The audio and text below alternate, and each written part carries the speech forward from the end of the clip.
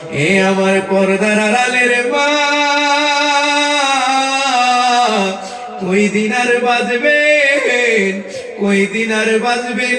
নিজের হাতের দ্বারাই কত মানুষকে দাফন করলেন, নিজের হাতের দ্বারাই কত মানুষকে কাফন করলেন, গোসল করাইলেন, কত গ্রামের মানুষগুলো মারা যায়, এখনো কি বিশ্বাস হয় না?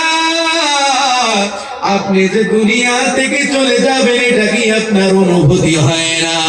আমার আল্লাহ বলে সমস্ত প্রাণীর মৃত্যু আছে রে বান্দা, ও আমার বান্দিরা, দুনিয়ায় জন্ম হয়েছে আবার মৃত্যু আছে। ও আমার পর্দার আড়ালের মা,